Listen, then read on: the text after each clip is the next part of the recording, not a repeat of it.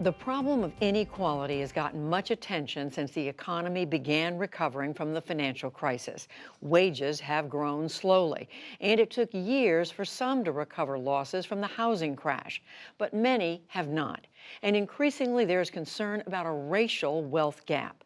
That is the focus of our Making Sense report tonight from economics correspondent Paul Solman. 32-year-old Katrina Beasley works for the federal government in Washington.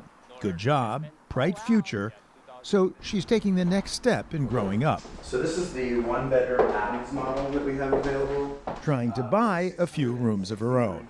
But in D.C., she says, even for something on average 600 to 700 square feet will run you about 400 grand. some for the grandchild of Mississippi sharecroppers. They didn't move into a house with a bathroom until about the late 70s, early 80s. Her parents weren't that poor, but We didn't go on vacations, really. We didn't go out to eat. Not even a fast food place? We may have gotten a treat with certain things, junk food, but it would be the dollar store brand. So it wasn't quite Oreos. It was like O's.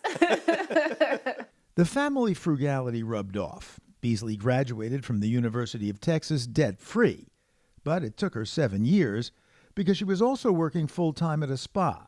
I would wrap people up like mummies. Wrap them in what? And ACE bandages soaked in a mineral solution. Reduce cellulite, lose instant inches.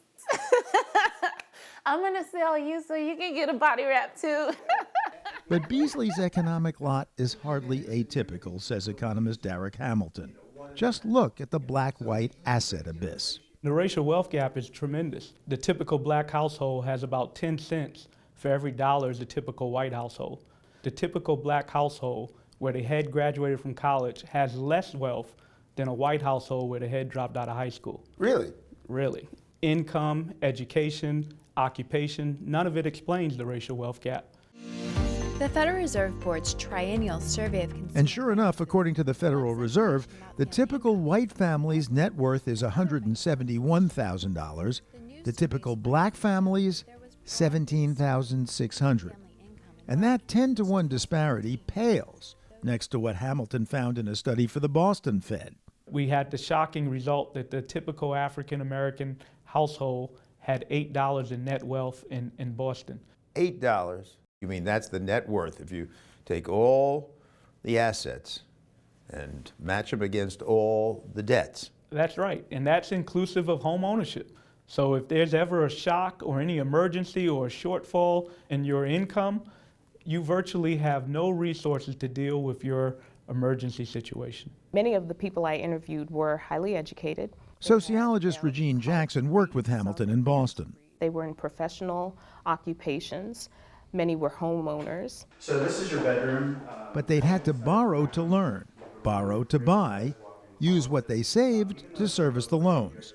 Basically, when it comes to economic security, wealth is both the beginning and the end.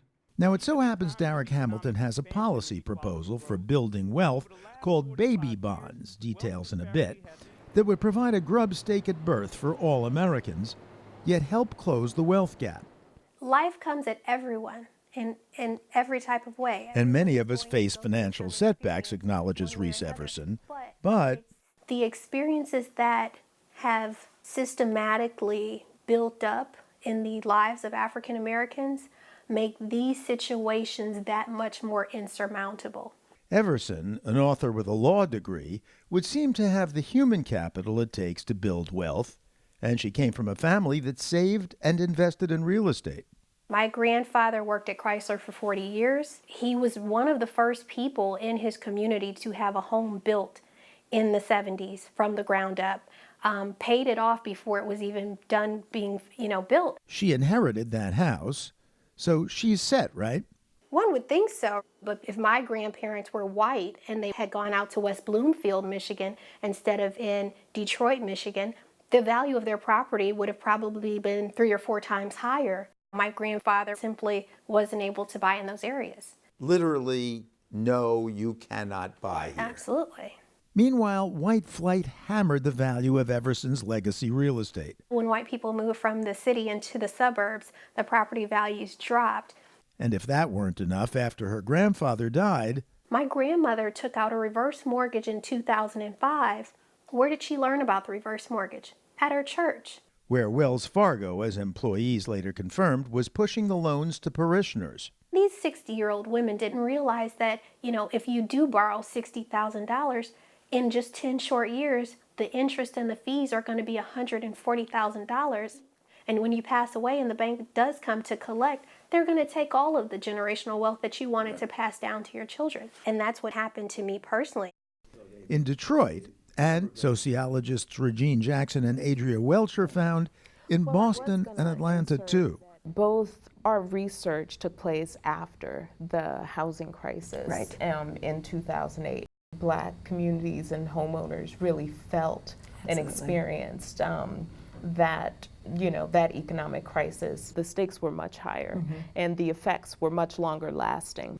Housing values plummeted, meaning less wealth, less investment, less opportunity.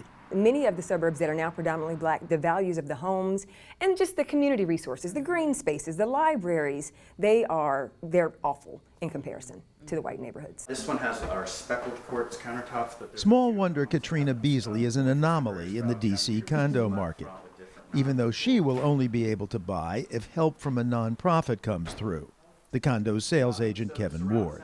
Oftentimes, a white person will have a lot more money to put down as a down payment. Where's their money coming from? Quite often it's coming from their parents. And to be perfectly honest, it's the same way I bought my first house. My father helped me with the down payment. And the down payment help that the white people receive. Her realtor, Hector Sepulveda. Sometime maybe in the $100,000 versus the African American, a few thousand here and there, but mostly none. So I'm going to make the case that the United States government should create a trust account for every newborn. Okay, it's time to explain baby bonds, an idea pushed early by economist Hamilton that's now part of Democrat Cory Booker's presidential platform. Everybody should have a fair shot at the American dream, and this is one piece of legislation that would virtually eliminate the wealth gap. And how would it work? The federal government would seed the accounts at birth. Those born into the least affluent families would be seeded with an account upwards to $50,000 to $60,000. Those born into the more affluent families, they would get a nominal account of somewhere to about $500. Which then is invested how? Well, they would be held in federal trust. So basically, baby bonds is trust accounts for everyone. Race-neutral accounts, but race-conscious, in that poorer babies, being disproportionately black, would benefit most. The cost, enormous. $100 billion a year, Hamilton estimates. In this political environment, isn't an idea like this somewhere between pie in the sky and preposterous? I'd say no. What we're talking about is providing Social Security over the life course. But Social Security, we, recipients of Social Security, paid for, at least in large part, ourselves. This is not a handout. You have to use it as something that is asset enhancing, a business, a home, or a debt-free college education. Home down payment, debt-free college? Sign me up, said Katrina Beasley. It would have been helpful for me and everybody that I know. To economist Hamilton, the racial wealth gap will only widen if it isn't addressed. The source of inequality is some young adults have access to some capital that allows them to purchase an asset that will appreciate over their life. I need an extra closet space, for sure. While so many others, like Katrina Beasley and Reese Everson, don't, through no fault of their own. For the PBS NewsHour, business and economics correspondent Paul Salman, reporting from Washington, D.C.